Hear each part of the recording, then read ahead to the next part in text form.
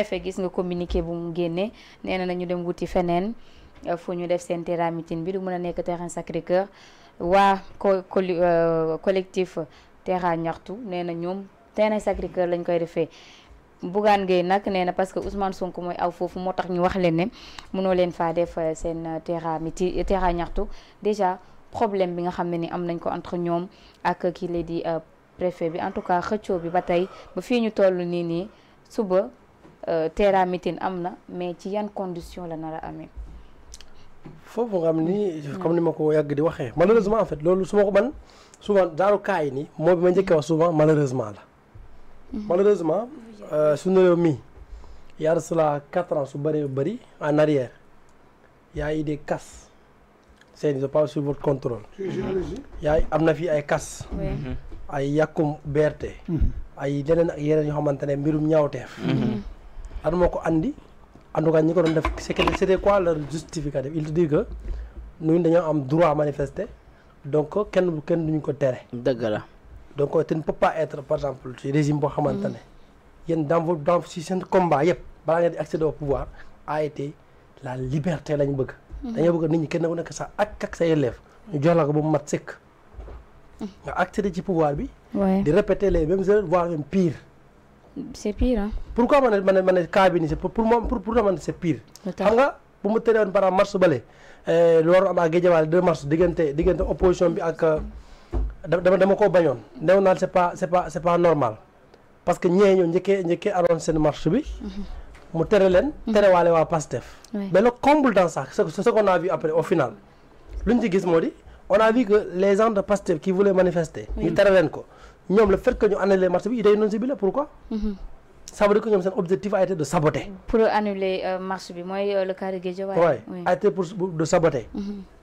Ousmane Sonko woote na terrain ñaxtu au niveau de l'esplanade du stade. stade Léopold Sédar Senghor oui. ñi woote nañ terrain Sacré-Cœur c'est là tu te rends compte peut-être même de l'incompétence de Maître Bamba Cissé.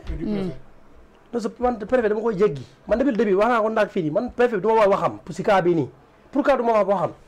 parce que day sama dem naa ba ne sax lii jéggi na sax Maître Bamba Cissé. parce que Maître Bamba Cissé benn c'est un militant de Ousmane Sonko deux si wàllu administration Ousmane Sonko c'est son patron. comment est-ce que Bamba Cissé là pour faire la face Ousmane Sonko ne ko sa marché bi sa terrain bi dama koy annuler c'est pas possible et le préfet dépend forcément de Maître Bamba Cissé. donc on a pour man ci cas bii nii waxoon naa ko. y a un problème ah que Diomaye doit régler. bii nii te par rapport ak ñaxtu bi nii. oui en tout cas su ma nekkoon waa kii nii waa ñaxtu national. dañuy forcer dem rassembler ji foofu noonu. mais bu ñu forcer lan moo leen fa mën a. non parce que am nga pourquoi war nañu forcer dem foofu noonu. mais force bi tey bu ñu ko defee ay force de l'ordre dañ nekk fa gaañante moo fay am. non duñ fa nekk di xeex dañuy taxaw rek jàpp suñu jàmm. dem taxaw pour xeex résister à tout moment mën nañ la yóbbu ah. bu ñu ñëwee jël ñu. ñañu tas leen dinañ xam ne ñun on a eu à être là-bas. c'est tout.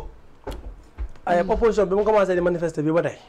c'est gis nañu ni ñu ngi def manifestation wante ne c'est vraiment responsable. bu dee dox la dañuy dox à l'heure ñu pare dem seen yoon. wax dëgg yàlla. yàquñu fii tojuñu fii xastewuñu saagawuñu dem nañ ba kenn si bokkee si marché bi wax lu naka su noonu sax Ousmane Sonko ñoom ñi am na marché bi ñoom ñoo gën di wax non on n'est pas d'accord. quand je prends l'exemple de l'appel à l'ordre.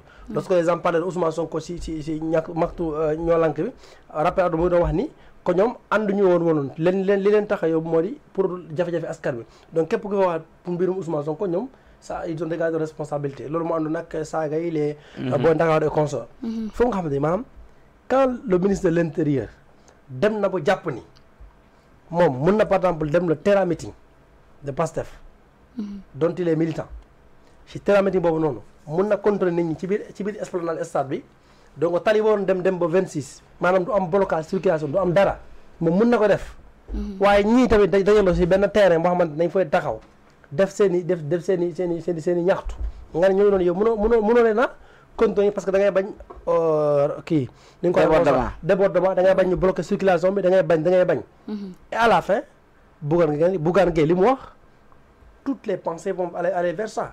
Pourquoi le Bamba Cissé veut forcément qu'il change de lieu. Parce que foofu noonu terrain Sacré-Cœur bi ak VDN dafa jegante te le premier ministre Ousmane Sonko su génnee këram.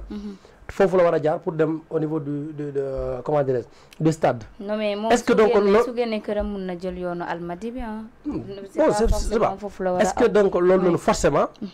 war na mun a tax ñii nga xamante ne dañoo def joxe seen i déglu le préfet ils essaient quand même de respecter la loi ñooñu nag donte nag ñu ngi ci opposition bi ils ont tout fait pour respecter la loi te nag donc man dama jàpp ni pour terminer le président de la République Bassirou Diomaye Diakhar Faye par rapport ak situation bii nii il doit donner des instructions fermes au ministre de l'Intérieur Bamba Cissé mu ne ko na wax préfet mu bàyyi ñaxtu national mu am te mu fexe yóbbu force de l'ordre bu mu mat sëkk mu encadré ko ba mu jàll te dara du am mu def noonu également pour le ñaxtu national. Si il n'est pas capable de faire ça, si le ministre de l'Intérieur n'est pas capable de contenir les deux manifestations, il démissionne wala ñu limogé ko. Mais bien sûr il n'est pas compétent. Parce que mënoo jég nekk fii dëkk bi yëpp ñu jox la par exemple ñaari manifestation si benn réew. on temps petit Sénégal la nga ne mënoo fexe yow ak force nu mu bëree Sénégal yëpp. mais il le fait pour plaire. S'il le faut xam nga wax naa ko démb le matin. S'il le faut. Si le ministre de l'Intérieur il n'est pas en réalité capable ñu jox ko garaaw léegi yow puisque tu n'es pas capable de gérer ñaari dama gérer ji waa terrain meeting bi. on demande à l'armée même de venir s'il le faut. mais lii nii dañ ko war def parce que lii mooy wane ni au moins une partie de rupture. bu ñu wane ni au moins réew mi démocratie am na fii. mais lii boo ko bëggee yàq yow yaa ngi am 2 ans ci bopp réew mi ana démocratie bu ñuy wax foofu noonu. Pourquoi vouloir faire changer de lieu à la dernière minute?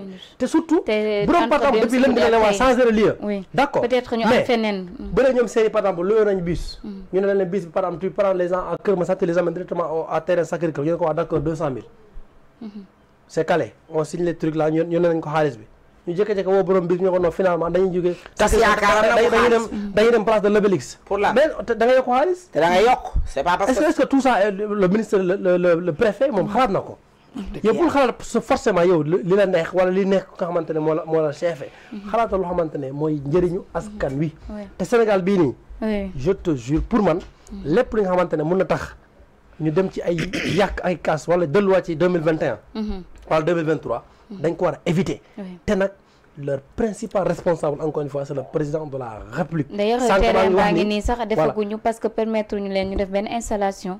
dafa wéet complètement. sànq maa ngi wax ni.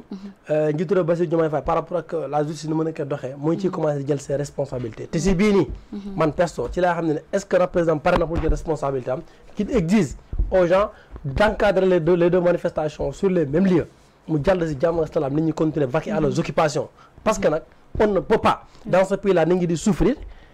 Les gens partent par exemple pour se rassembler à l'esplanade pour faire un show politique. C'est impossible dans ce pays-là. Il faut que n'importe quoi. Le président, il est interpellé. Moi, c'est la première personne qui m'a interpellé du cabinet. Il en charge. C'est le gardien de la conscience, c'est le père de la nation. Moo jiite Pastef moo jiite ñaxtu bi c'est le garant des institutions moo jiite Ousmane Sonko ak képp ku mu ànd voilà na fexe li affaire bi ni mu am dans les conditions yoo xamante ne sinon ko am noonu kenn ku nekk si jàmm. Merci beaucoup jërëjëf déjà nañ ñëwaat damay dégg ñu bëri di wax ne non Ousmane dafa am doole Pastef dafa am doole day fees mais état bu wootee bu feesut nan la war a def xaru état ki ko bëgg day ñëw ki bëggu day ñëw ki voté day ñëw ki voté wul day ñëw dama bëgg ñu